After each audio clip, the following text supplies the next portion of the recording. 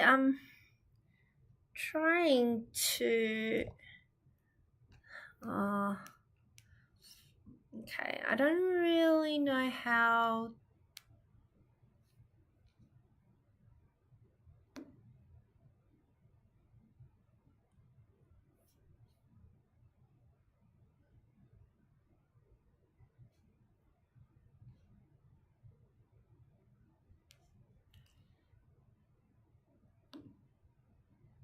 Hi guys, can you guys hear me? I think you can. I don't know why this is still buffering. I am talking.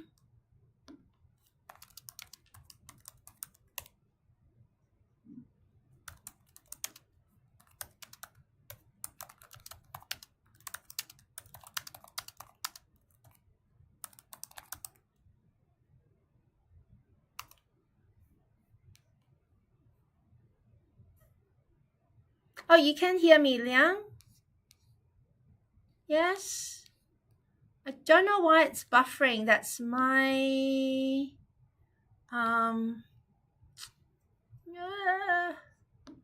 trying to work out this screen.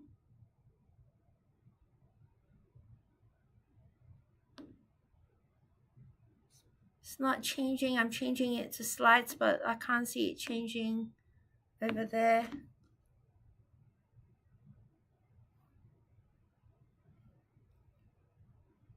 All right, guys, give me 1 second. I'm gonna see if Alberta is around.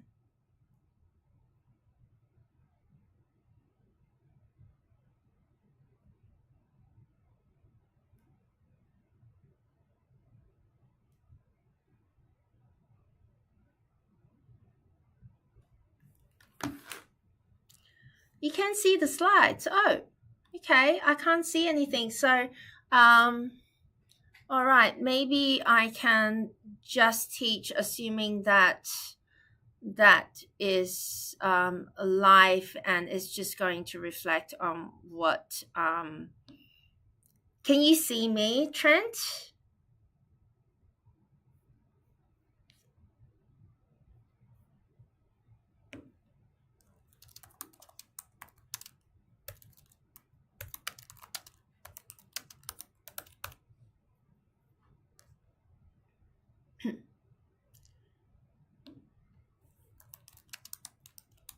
Can you hear me at least?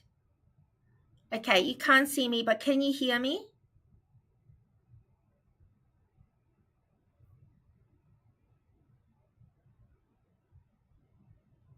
Okay, you can't see me, but you can see the slides. Okay, I'm just gonna continue only because I don't really want to waste any more time trying to fix this. So at least you can see me. Sorry, you can't see me, but you can hear me. So long you can hear me loud and clear, I'm okay with that for the moment. There is a slide. I'm not sure if you can see it. Alberto and Isabella came into the live lecture earlier this morning, and they were promoting the completion of the student experience survey. I thought I might do a quick spiel of about that. The student experience survey is something that the School of Economics is strongly encouraging all students to take part in, and to strongly encourage you to take part in this survey. This survey is for something that is university's feedback. It's not something that the university is running. I think the government is running, and they want some feedback. And so what the School of Economics is doing to encourage you and to help balance the opportunity cost, because they know that your time is precious, is to for every 30 students that completes the survey, that you'll go into a pool to win $100 voucher or a bag of goodies, your choice. So something that we really, really strongly encourage you to do, if you would like to participate, this announcement is on Moodle. You can also take a quick screenshot of the QR code and jump onto the link to go into the prize pool. Okay, so that's just my very quick spiel.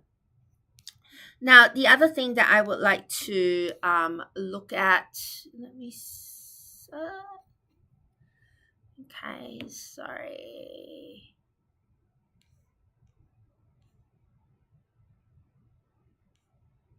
All right, I'm still not an expert in this, so bear with me. I'm very, very sorry.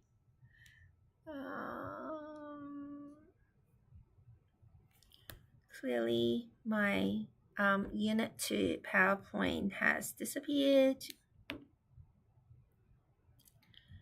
I'm not sure if you can see it. You probably can't. I'm really sorry for the technical issues I'm having at the moment.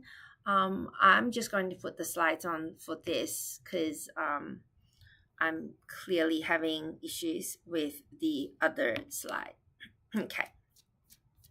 Now, I'm going to talk you through, I apologize profusely for the IT issues. I will try and resolve this before the next lecture next Tuesday.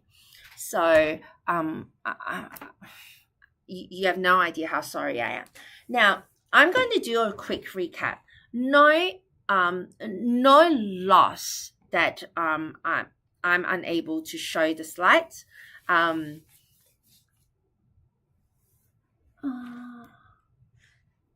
Screen back says virtual world. Okay. All right. But I still can't see myself. So I don't really know what is going on. I'm just going to continue. Trent, please let me know if you can't hear me at any point in time. Please let me know. Okay.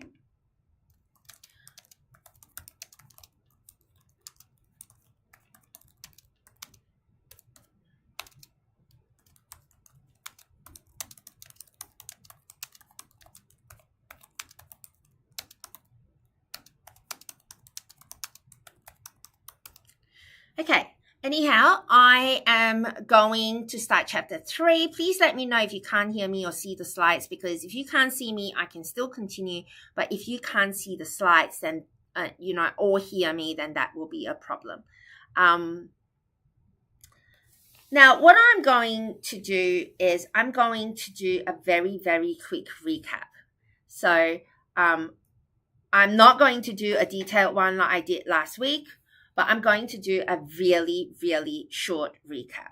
So what we talked about last week is we talked about the marginal cost curve, the average variable cost, the average total cost, and we talked about where we are going to supply. Okay, and we talked about why the supply curve is the same as the marginal cost curve above the average variable cost. We know that the firms produce where price equals to marginal cost. As long as your price is greater or equal to our average variable cost, we will produce. Okay. If your price is less than your average variable cost, the firm will shut down in the short run because it cannot cover your variable cost. As a result, the point where your marginal cost cuts your minimum average variable cost all the way up along that marginal cost curve, that is your supply curve in the short run. In the long run, it will be the point on the minimum where the marginal cost curve cuts your minimum ATC. Anywhere along that marginal cost curve above the minimum ATC on the marginal cost curve, that is your supply curve, because in the long run, the firms must be able to cover both your fixed and variable costs. And if your price is less than your average total cost, then the firm makes a loss and will exit the market. We also talked about elasticity, and that if elasticity is greater than 1, it is an elastic supply curve, because 1% increase in price will lead to more than 1% increase in quantity. Whereas if elasticity is equals to 1, we consider that unit elastic. It means that a 1% increase in price will lead to a 1% increase in quantity. And if your elasticity is less than 1, we call that an inelastic curve, which means that a 1% increase in price will lead to a less than 1% increase in quantity. Now, one of my students asked in the live lectures, would a supplier prefer to supply elastic or inelastic goods? I thought that was a really good question, and I thought I'll share my answer with you as well.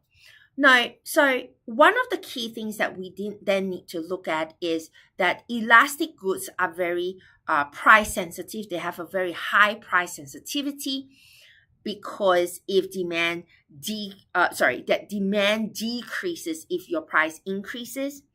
Whereas the price sensitivity for inelastic goods is relatively low, which means that demand remains stable even if there is a price increase.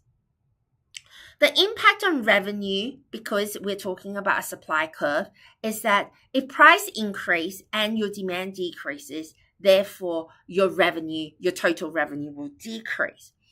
And for inelastic goods, if your price increase and your demand stays steady, then your revenue will increase. So an example of an elastic goods are soft drinks maybe, and an example of inelastic goods is insulin or petrol. So one of the key things is inelastic goods is therefore more profitable per unit, so suppliers can increase your price without losing customers, especially in markets with few substitutes, such as, your pharmaceutical or your petrol or, things like that. Whereas elastic goods such as soft drinks require competitive pricing and marketing. So your suppliers may prefer these if they can scale production effectively or differentiate their product, such as tech goods, such as, your Apple products.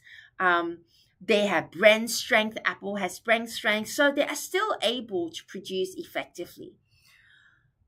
Suppliers might choose elastic goods to produce also because inelastic goods might have quite high entry requirements into the industry or into the market. So you will find that It is problematic there. Sorry, Kellen, the slides are not up to date because I'm unable to pull up the Chapter 2 slides, but I'm just doing a quick recap of what you would be able to see. I'm going to move on to demand now. Now, for your demand curve,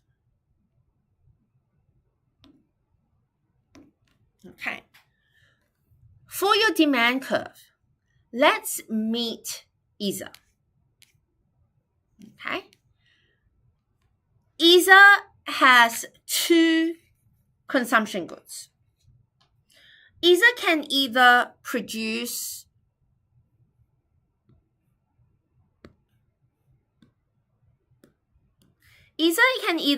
soda or other goods. When Isa consumes, she is getting happiness or satisfaction, which in economics we call utility. So Isa's satisfaction is her utility, and we are going to measure utility in utils.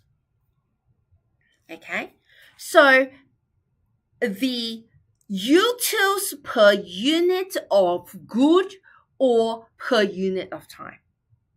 Now, the first soda can brings either 2 utils. The second soda can brings either 4 out of 3 utils, and the third soda can brings either 1 util, so on and so forth. Now, we then talk about the 1 unit of other goods. The 1 unit of other goods we assume remains constant. The 1 unit of other good derives either 1 util. If we imagine that the price per can of 1 soda is $2 and the price per unit of other goods is $1, and we have a $4 budget. Okay, we have a budget of $4. The question that we ask is, how many cans of soda and how much other goods will maximize either's satisfaction? Okay, let's imagine this. Imagine if you walk outside, it's a really, really hot day, and Isa got the first can of soda, and she's gulping down the first can of soda. Oh, pure happiness. She's so happy, it brings her 2 utils. But immediately, she's going to reach out for a second can of soda straight away, and she's gulping down the second can of soda. Well, she's still happy, but she's not as happy. She's now less happy. 4 out of 3 utils is what she is experiencing, but not as happy. Now the third can of soda, she's now continuing and reaching out for the third can of soda. It still brings her 1 util, but I think this is what we call decreasing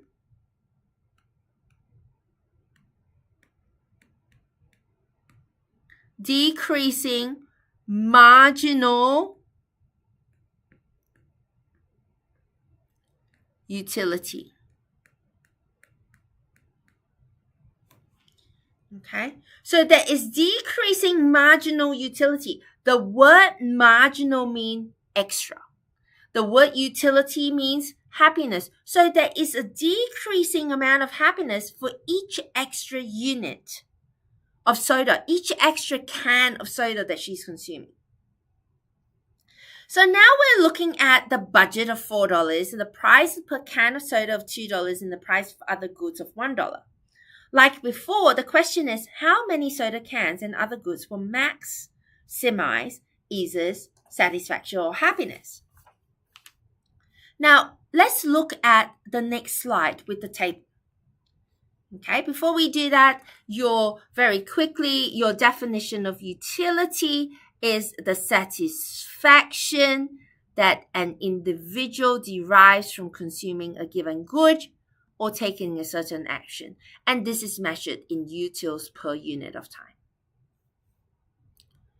If we then talk about decreasing marginal utility, which I just explained, it's the utility from consuming an extra unit of a given good decreases. So that's the decreasing marginal utility. The word marginal talks about the extra unit with the number of units that had been previously consumed.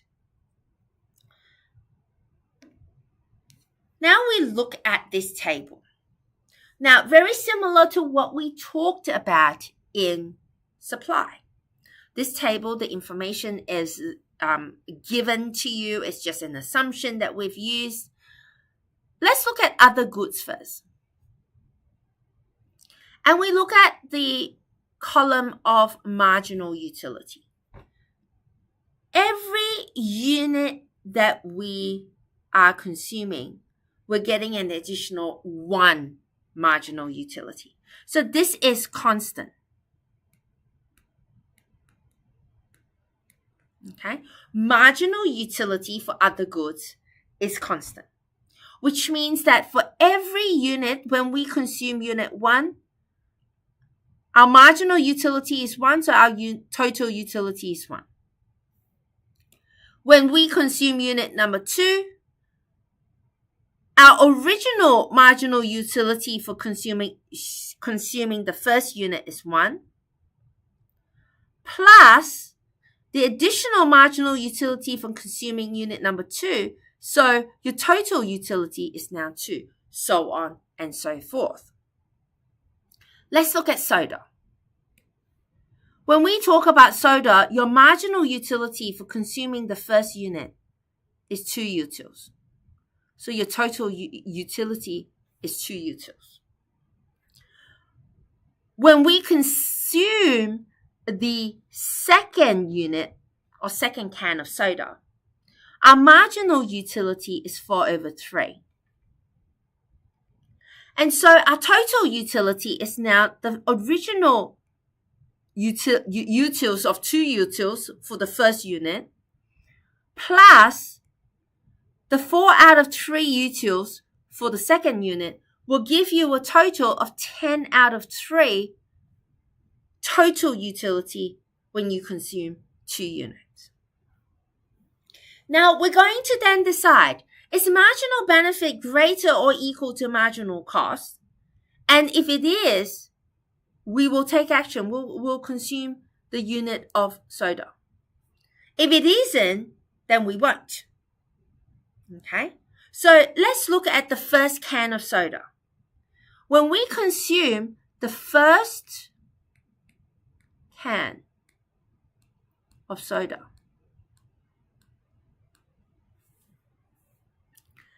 your marginal benefit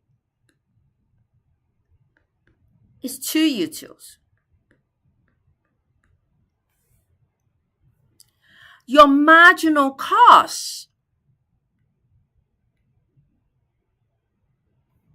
is $2, because we said at the beginning that each can of soda costs $2. Or 2 units of other goods.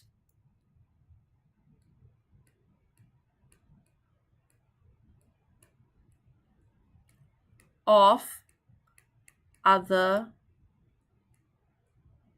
goods. So here, marginal cost equals marginal benefit. And so, yes, we are going to take action. We will demand that first can of soda. But when we have the second can of soda, your marginal benefit is 4/3 utils. Your marginal cost is still $2 per can, or 2 units of other goods. So here in this example, your marginal benefit is less than your marginal cost. So no, we will not consume the second can of soda. So what is your quantity demanded? Your quantity demanded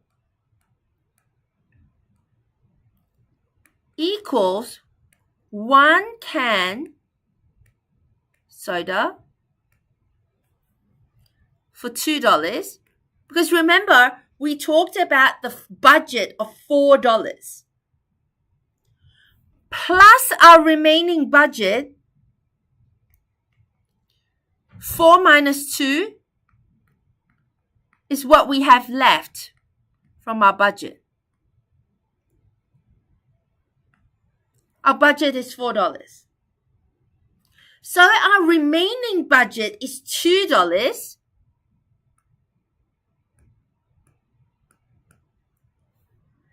And we are going to be able to spend $2 on other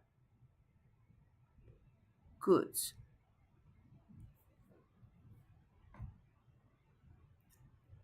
Okay, so in this example, our marginal benefit is our marginal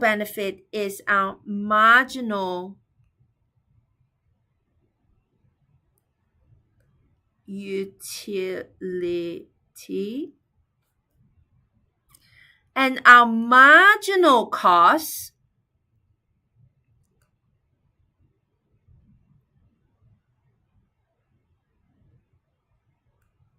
is our opportunity cost. Okay, so our marginal benefit reflects our marginal utility, and our marginal cost is our opportunity cost. So let's look at what it says. What is the definition of quantity demanded? Okay, so your cost benefit principle, just very quickly, this is completely similar to your supply curve, states that an action to be taken if our marginal benefit is greater, although it says greater than marginal cost, is greater or equal than marginal cost. Okay, so we'll take action if our marginal benefit is greater or equal to our marginal cost. We've talked about this earlier already. Now, your quantity demanded by a customer, by a consumer, represents the quantity of a given good or service that maximizes the utility experienced by the individual consuming it. Remember last week, or the last lecture, we talked about quantity supplied. We said that quantity supplied by a supplier represents the quantity of a given good or service that maximizes the profit of a supplier. Here, for demand, we talk about maximizing the utility. So in this particular course, we are trying to keep the definitions as streamlined as possible so that we are only changing the required, the necessary wording, so that you don't have too much to remember what's the difference between quantity demand and quantity supply.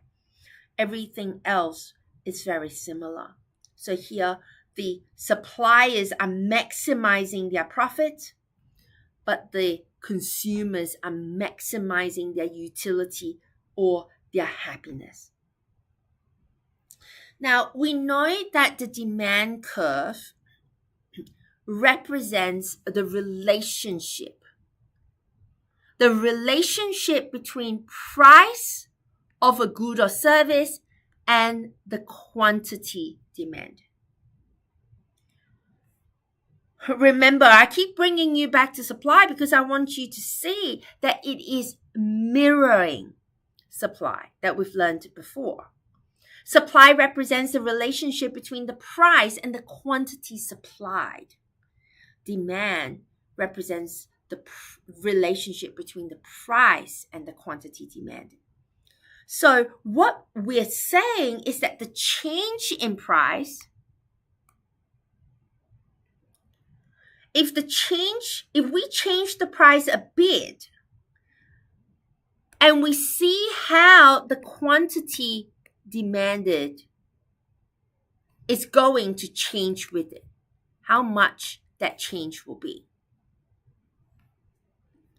Now let's look at the demand curve. The demand curve here is a little bit choppy. It's similar to what we're talking about before with, supply. This is a downward sloping demand curve. The key word here is that there is an inverse relationship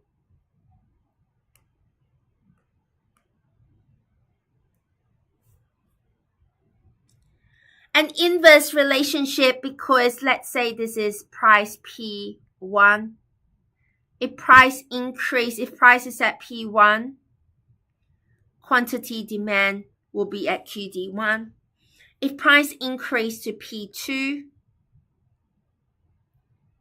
quantity demand will decrease to QD2. So the law of demand indicates the tendency for a consumer to demand more of a certain good when the price decrease. So price decrease, quantity demand increase. The reverse is true. If price increase, quantity demand will decrease. You'll keep hearing me repeat this because this is the law of demand. Now, we're then going to talk about, actually, go back. I've got one more point that I want to talk about in the slide. Where's my curve? Sorry, trying to find my curve. There it is. The other point that I forgot to mention is that this is downward sloping. This is a downward sloping demand curve. Remember our supply curve. Our supply curve looked like that, and it was sort of like that when we started off with the choppy supply curve. This was an upward sloping supply curve, whereas the demand curve is a downward sloping demand curve, which is why we have an inverse relationship. Okay, let's talk about the two effects. So when we talk about an inverse relationship of the demand curve, we say price increase, quantity demand decrease, or price decrease, quantity demand increase. Why? Why is it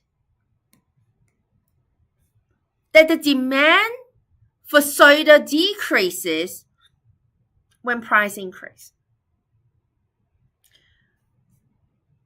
Now, there are two effects at play here. And I'm going to explain to you these two effects. The first effect is called a substitution effect. What is a substitution effect? A substitution effect is when the price of a good increases, and when that price of the good increases, that good is becoming more expensive compared to the other goods. Or you can see it as the other goods is becoming cheaper compared to the price of soda, which has increased. Sorry, bad English. So it captures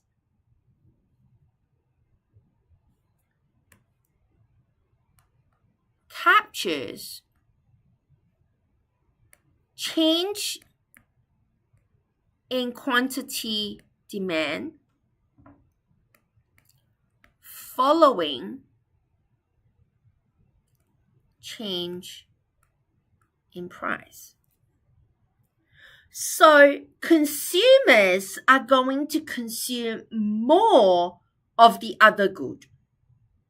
The soda cans are being substituted away, and therefore ISA is consuming more of the cheaper good. Okay, I'm hoping that this is clear because this is rather important. Now, to sum up, if there is a decrease in price of our good, the substitution effect will increase quantity consumed. On the other hand, if price increase, the substitution effect will decrease quantity consumed.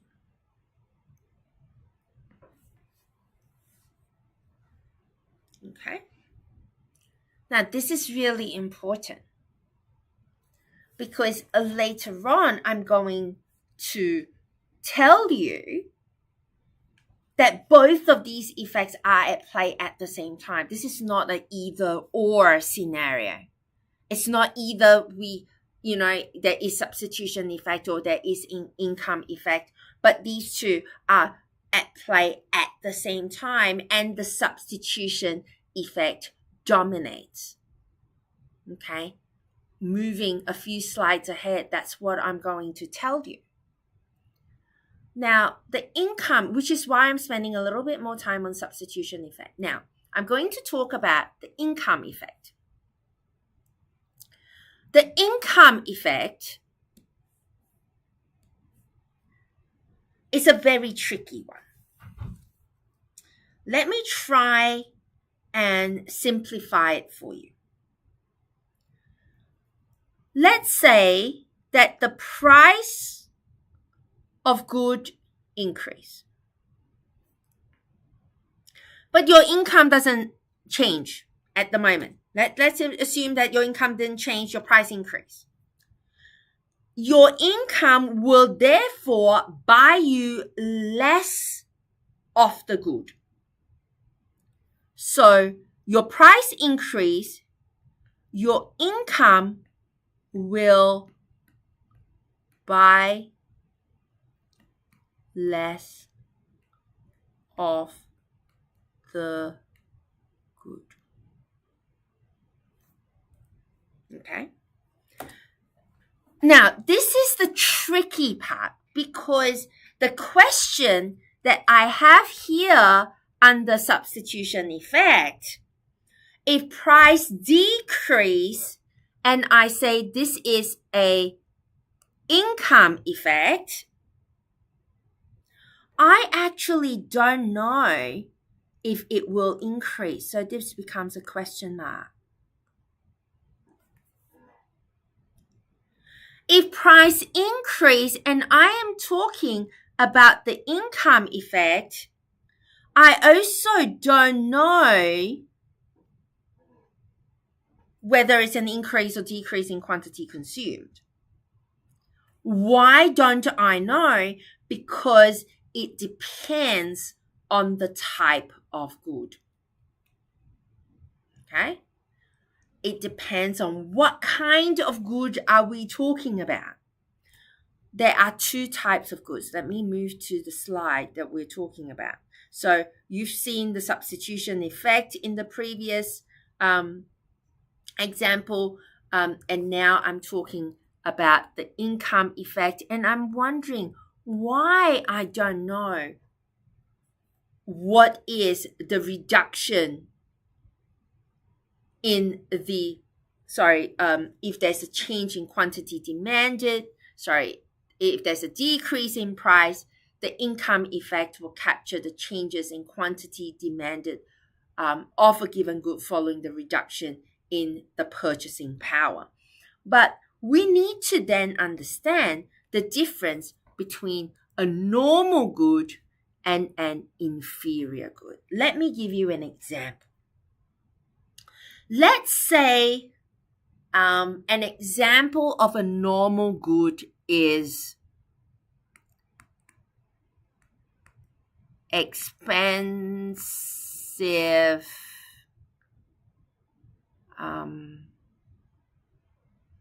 wine. Let's say Esther has a love for expensive champagne. Okay, there's this bottle of really lovely French champagne that I love that costs about $100 a bottle. I like it with my food. But what happens is that this expensive champagne, if I am earning less income, I'm not going to be able to afford 100 bottles of champagne every night.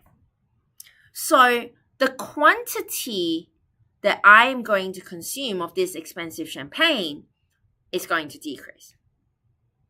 But of course, if I have an increase in income, let's say I received a promotion, instead of earning X, I got a 50% increase in income.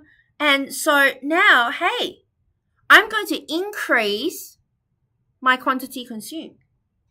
Maybe instead of 1 bottle of expensive champagne a month, I am able to now drink 1 bottle of expensive champagne a week.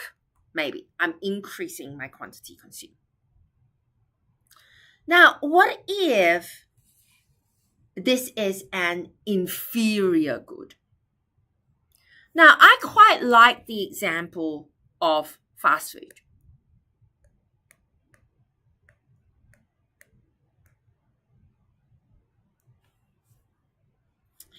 Now, let's say McDonald's. So interestingly, I was talking about this. I was, practicing on my kids, talking about inferior goods this morning.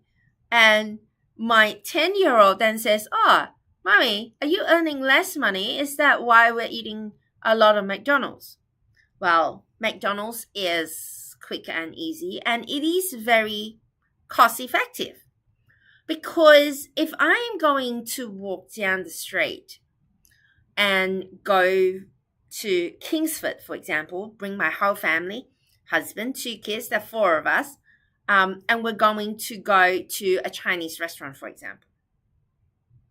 Now, for a family of 4, it will cost me around about, I would say, $60 to $70 to feed 4 people, at least, a minimum. But if I take my family to McDonald's and I buy, I'm really, really cheap here. I'm going to buy 2 meal sets for $6.95. That gives me 4 burgers, 2 small fries, and 2 drinks. I can feed a family of 4 for $6.95 multiplied by 2. That's way less than going to a restaurant and spending $60, $70, $80 on, fried noodles, for example. So, a decrease in income of an inferior good will often increase your quantity consumed, because I can fill my tummy with 2 hamburgers for $6.95 versus going and ordering a plate of noodles for $20. Whereas if I have an increase in income, I might not want to eat McDonald's, which is junk food. I might decide I'm going to go to a fancy restaurant like Key and spend $500 for a meal. And so if I have an increase in income, I will decrease the amount of inferior good I am going to consume. Okay, I'll eat less McDonald's if my income increases. So that is what we call an income effect. Okay. Now, like I mentioned earlier, the substitution effect and the income effect are at play at the same time. But the substitution effect dominates. So when we combine the substitution effect and the income effect, an increase in price will decrease your overall quantity consumed. So this is an inverse relationship. When I increase my price, I will decrease the overall quantity consumed, putting substitution effect and income effect together. When price decrease, the overall quantity consumed will increase. Now, we're now going to talk about a very special category of good. This special category of good is called a Giffen good. This is a very special category of good. Now, I'm going to tell you the 3 characteristics. There are 3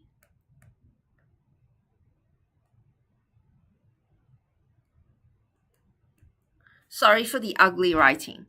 I'm still trying to figure out how to write nicely on a screen.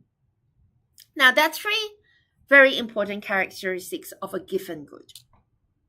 Now, imagine this came about in Victorian England about 200 years ago, where, households were becoming poorer and they couldn't afford meat. Okay? And so a Giffen good is an inferior good. I'm going to actually write this down for you. I told my live class earlier to write it down for themselves, but because you can't even see me and my expression, I'm going to write this down for you. A Giffen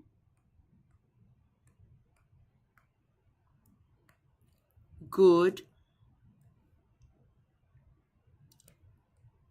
is an inferior good, but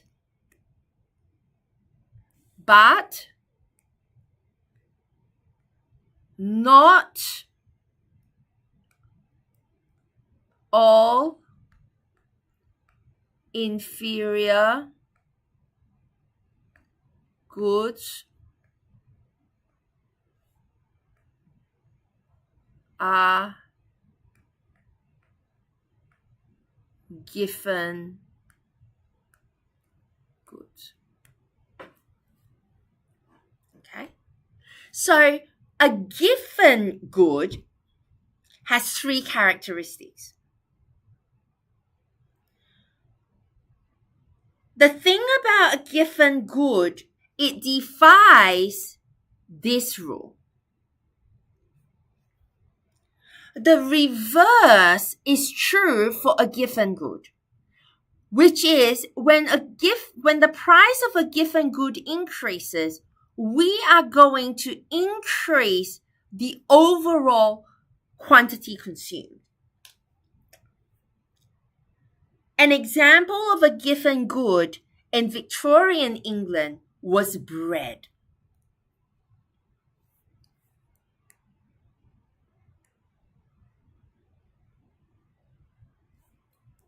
Okay? And bread is an inferior good. An inferior good that we learned before states that when income decreases, we increase our quantity consumed. And so in Victorian England, when households became poorer, these goods, this Giffen good, which is your bread in this example, households were increasing the quantity consumed of these goods. But even if the price of these goods increase, because of the income, you can't afford meat. This is an inferior good, is a necessity. So people still have to consume. When price increase, you will still increase the overall quantity that you have consumed because you still can't afford to buy anything else. Characteristic number 2. It features predominantly in the household consumption bundle. And bread in Victorian England is a big part of household consumption. It's not a big part in my diet, but in Victorian England, bread is a very big part of household consumption. A Giffen good, an example of a Giffen good, Kellen, is bread. Now, the third characteristic of a Giffen good is that it does not have close substitutes.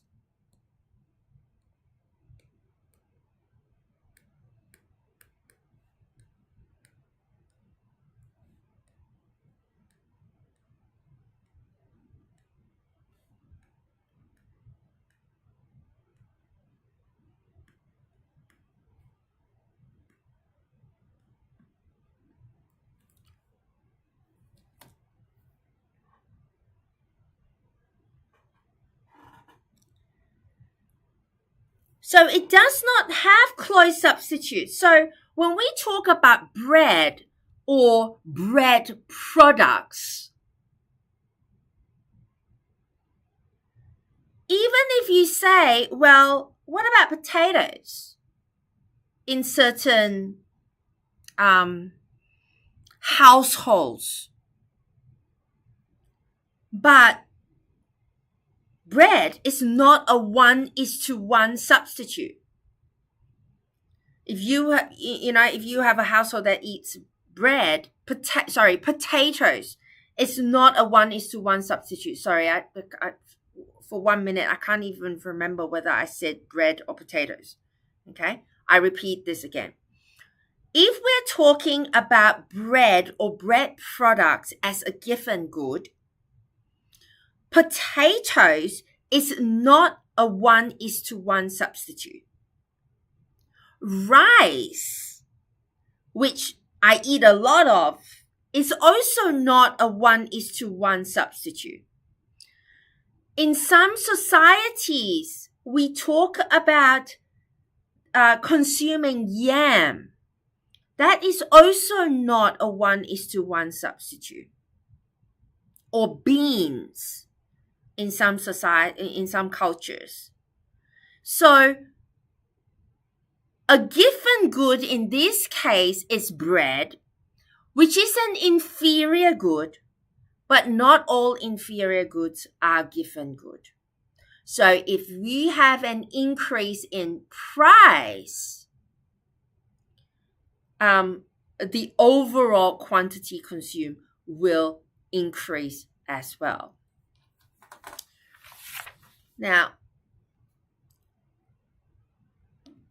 thank you so much, Shen, for answering the questions there. That really helps with delivering the online lectures. Sorry, drink break. Now, we talked about the demand curve and how we talked about, I need to slow myself down because my brain is going faster than my mouth. Now, we talked last week about supply curve for an individual, and we talked about how the supply curve can be interpreted. The demand curve is interpreted similarly to the supply curve, which is either horizontally or vertically. Let's start by looking at the definition first, and then we'll look at the graph in a minute. if we talk about interpretation horizontally, we start from a certain price. Okay, we start with the price.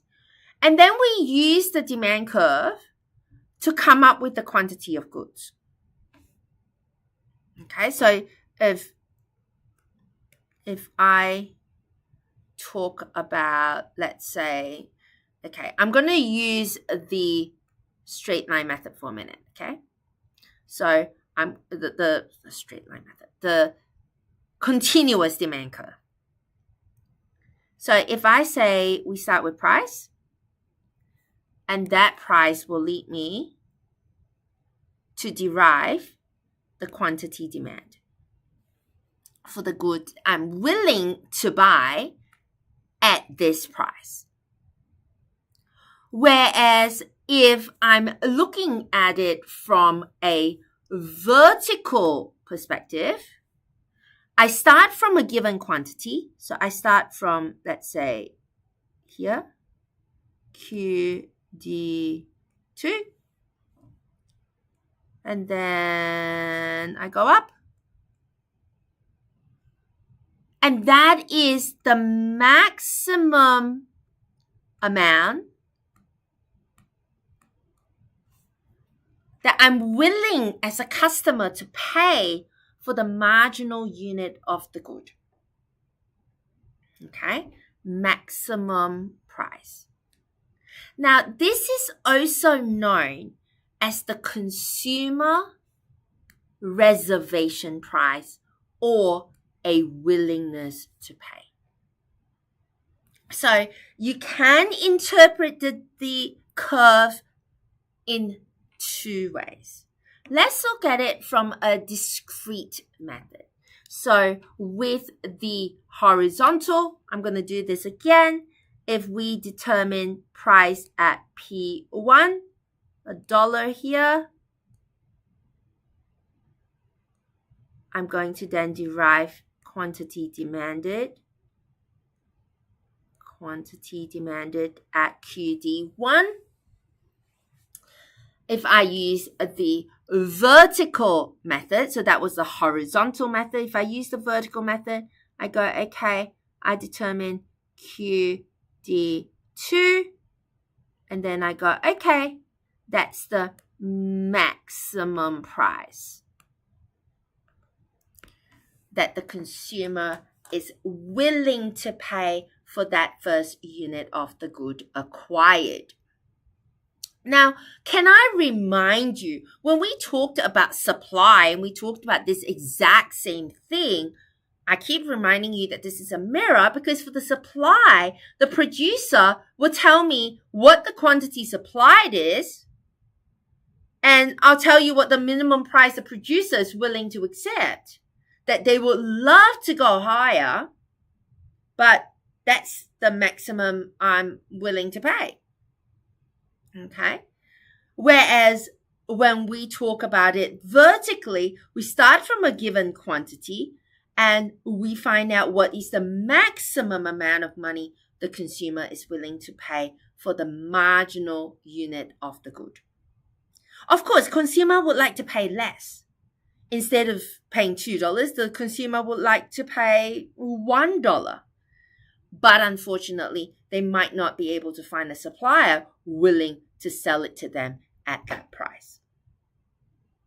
Okay? Okay. Now then, let's look at the continuous model. Now we then, from the discrete model to the from the discrete model to the continuous model, you see a smooth graph. Because instead of saying, I'm consuming 1 can of soda or 2 cans of soda or 3 cans of soda a day, imagine that I can consume soda in increments of maybe 100 grams, 50 grams, 20 grams, 1 gram. These segments of quantity that I am able to consume is so small now that you can't even see it with the naked eye. And therefore, with the naked eye, you see a smooth demand curve. Now remember, when we talked about supply and we talked about this exact continuous model, I told you 4 things about the supply curve. But here for the demand curve, there are 2 things that I want to remind you. Okay, 2 things that I want you to note down. I've actually said this before, so you're going to, start getting bored. Demand curve is downward sloping.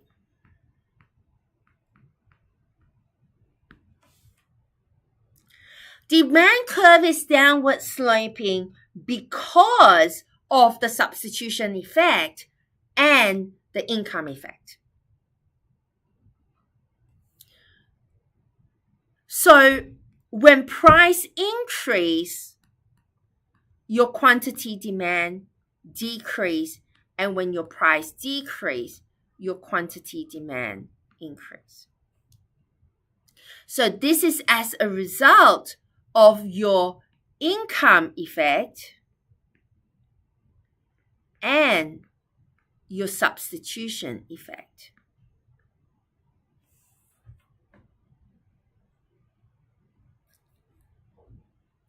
The second thing I want to talk about, and before we talked about that, a reminder that when we talked about the supply curve, we talked about where the supply curve lands on the marginal curve. Remember that I said that the supply curve is the marginal cost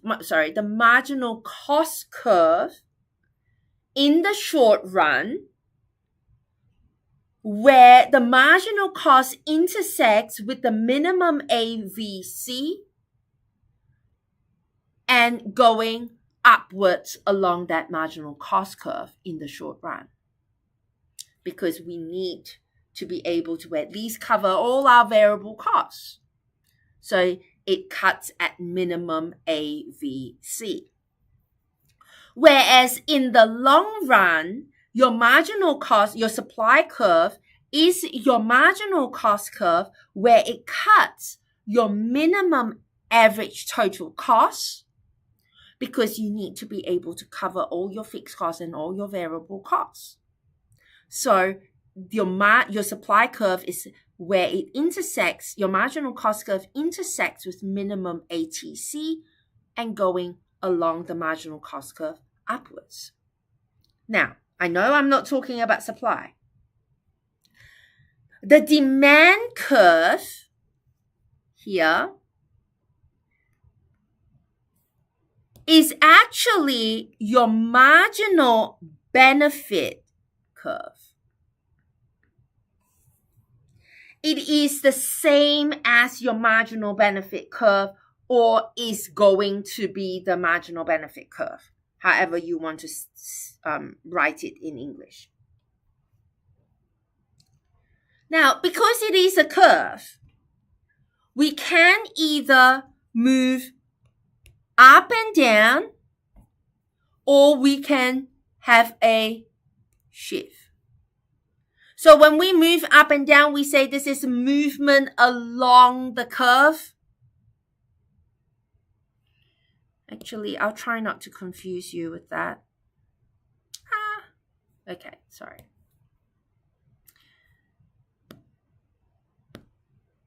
So this is movement along demand curve. Or we then can talk about it being a shift outwards or inwards. Well, depending. We'll talk about the shift to the right for today. So I have mentioned that the demand curve is your marginal cost curve for your consumer.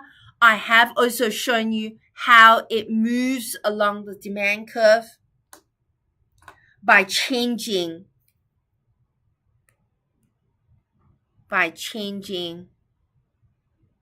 price. Maybe I should do an example.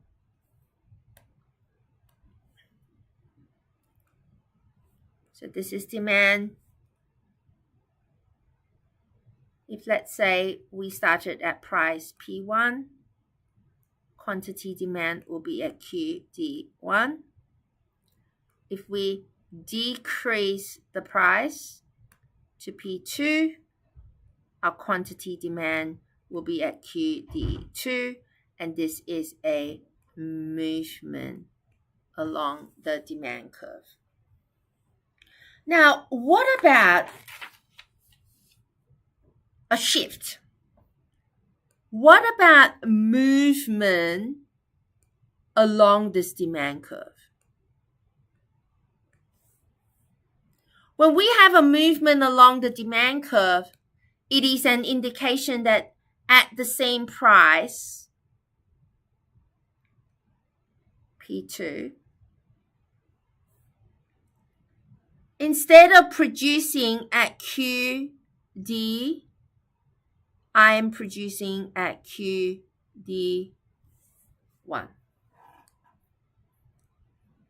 Okay. So for the same price, for some reason, I am willing to demand more.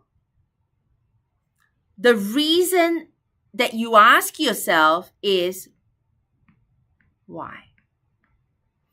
Why am I suddenly willing to demand more? There's two reasons.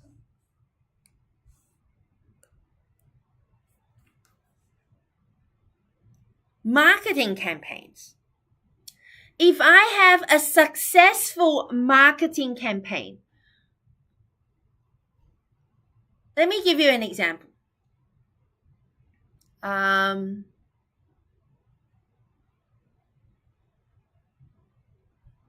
Let's think of an example. Let's say, so in 2024, I don't really know if it was because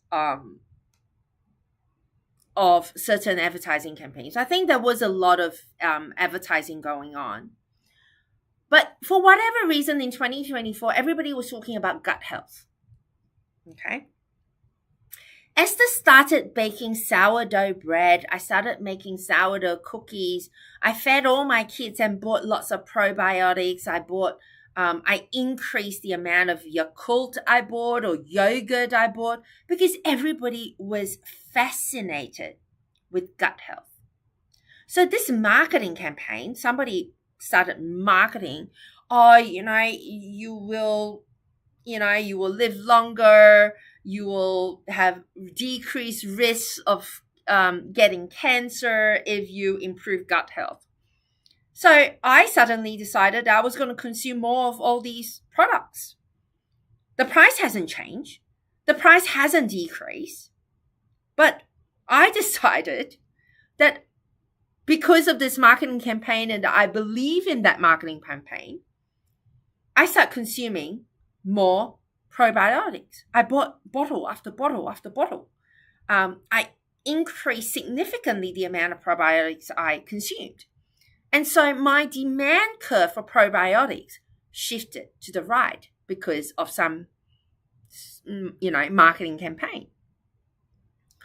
Another reason that you might shift your demand curve might be the price of another good. For example, there might be a change in the price of another good, and most people would go, well, why is it that a change in the price of something else has an impact on me consuming more? Okay, let me give you an example. Imagine this. Imagine that you only drink coffee with sugar. You never, ever, ever, ever drink coffee without sugar. Okay? So coffee and sugar comes together. I have a cup of coffee. I need sugar. Now, the next thing that happened is that the price of coffee increased. When the price of coffee increased, my quantity demanded for coffee decreased. So I decreased the quantity consumed of coffee. When I decrease the quantity consumed of coffee, because I'm not drinking coffee, I'm not putting sugar in. So the quantity demanded for sugar will decrease. Okay? And that shifts the entire demand curve for sugar to the left. So there's a shift in the demand curve because now I'm consuming less sugar because I'm consuming less coffee. So it's not me suddenly consume less sugar. It's because of the price of another good. The price of coffee change my quantity demanded for sugar. And so, because I talked about coffee and sugar together, we're now talking about complements. These two goods complement each other. When I drink coffee, I consume sugar. So if I drink less coffee, I will consume less sugar. Now, I want to give you another example. So these two, coffee and tea, are complements. Okay, so we talked about complements.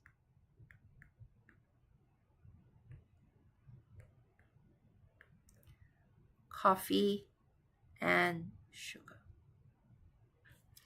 What if I ask you to assume that I am quite indifferent to either coffee or tea? I don't actually care whether I'm drinking coffee or tea. Okay? So I don't have an addiction or a like for either one.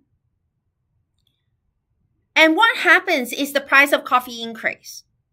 So when the price of coffee increase, I'm like, I don't actually really care whether I'm drinking coffee or tea. So I am going to demand less coffee because prices increase. I'm not quite willing to pay the price for the coffee, so I demand less coffee. But I still want a drink in the morning, a hot drink. Don't really want hot water, sounds, boring. So I increase my demand for tea because I'm indifferent to both products. Now, when you are coming up with an example, please come up with an example that makes sense to you because you might not drink coffee and tea. It might be something else, and that's okay too, so long you justify it. Okay? So here, when we talk about coffee and tea, where my increase in price of coffee will lead me to increased demand for tea, we call these substitutes.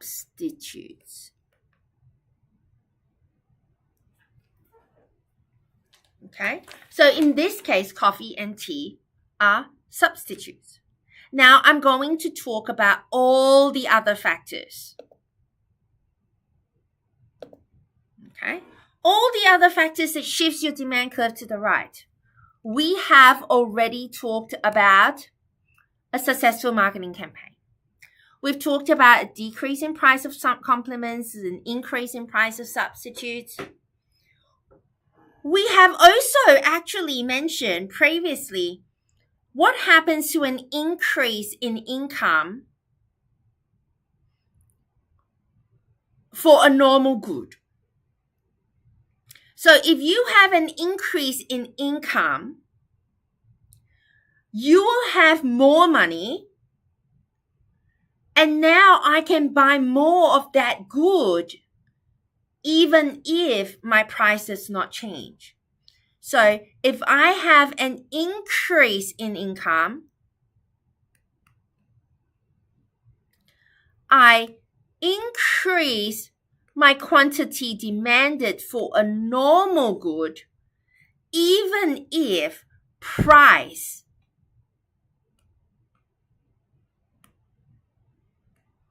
did not change. Okay, there's no change in price. An increase in income will result in increase in demand for that normal good.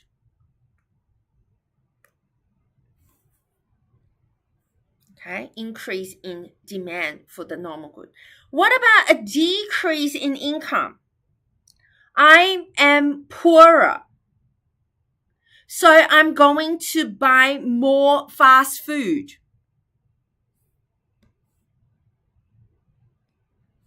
Decrease income, I will increase demand for inferior good.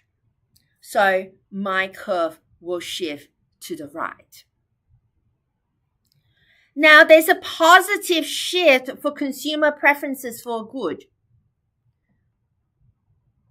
A positive shift. Give you an example. Now, coffee really is an acquired taste. My 10 and 6-year-olds don't like the smell of coffee or the taste of coffee. But I'm pretty sure in time, they'll take a sip and they'll take another sip. I enjoy coffee more and more.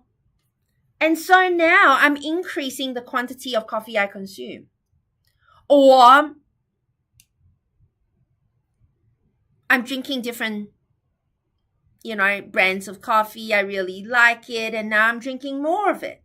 This has nothing to do with price. This has to do with taste. This positive shift in your demand curve to the right is not a result of price changes. The next one, I love this explanation because that was something that occurred on Tuesday this week. When we talk about expectations, increase in future price rises. On Monday, my kids are on school holidays at the moment, and on Monday, my kids went with my husband to the shops. And he came home with a Coles catalog. And I'm like, oh, what are you doing with the catalog? And he went and got a marker. And he started circling things that he wanted. I'm like, oh, do you want me to buy this? So he came up with a plan. So at the moment, I'm asking my kids to justify the things that they want to buy. Okay? And for my daughter, she's writing persuasive text. If she goes, I want you to buy me mango, she writes me a persuasive text why I should buy her mango. But I'm going off point. Now, my son went and circled all these items. And he said to me, he goes, Mummy, can you please buy, and he not only circled the items, he put down the quantity that he wanted. Okay. So he said, I want you to buy 1 packet of this because his sister doesn't eat that particular item. So he goes, we'll just buy 1.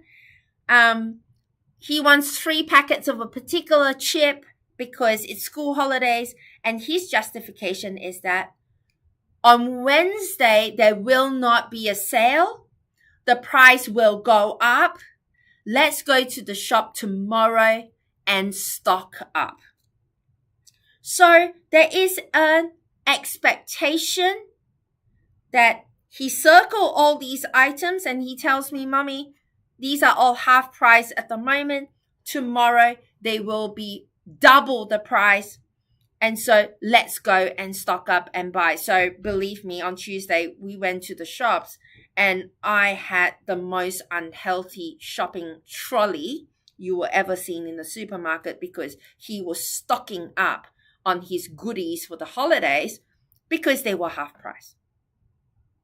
So with expectations, all of a sudden, my household has a sudden increase in demand for junk food, because all these junk were on sale. And our demand curve shifted to the right. Okay. Lastly, we talk about population growth. If there is more people in the population, there will be more coffee lovers, and so your quantity demanded for coffee will increase.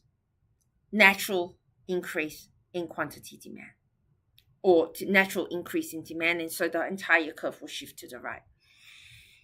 So hopefully, I don't see any questions. I think Trent has very kindly responded to all the previous questions. Thank you for that. I'm going to stop here only because I have 4 minutes left. I think it will be kind of nice to stop at a nice point. I will continue next week, next Tuesday, with price elasticity of demand and finish that off that topic, and then start off talking about equilibrium. Okay, so if you have any questions, please pop it in the chat. Trent and I will try and cover those questions. I didn't manage to do the consultation on Collaborate on Tuesday, but I have set up a Collaborate link if you would like to pop in there. If you have a particular question that you would like to ask, please log in to Blackboard Collaborate, and I will try and help you with questions. But otherwise, please continue attending the workshops. You're doing really well. And thank you so much for being here and listening and asking questions and being engaged. I really, really appreciate it. Massive apology for not having the video. I don't really like to talk to a screen without you being able to see me, but I didn't want to waste time in troubleshooting and not having a successful lecture. So that was my opportunity cost. I ascertained what was more important, and I decided that if you can see my screen, you can see my annotations, you don't have to see my ugly face. That's okay. All right. Thank you very, very much, guys, for this lovely week. If you have any questions, please feel free to pop it in the chat.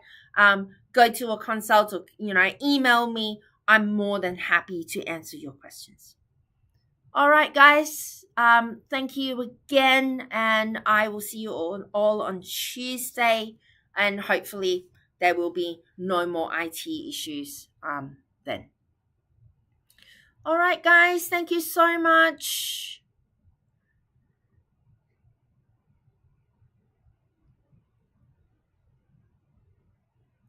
I am still here for another few minutes. If you have any questions, please pop it in. Thank you all for today yet again. Thank you, Trent. I really appreciate your assistance. See you, everyone. Have a good rest of the week and have a great weekend ahead. Bye, guys. Thank you, Vanisha.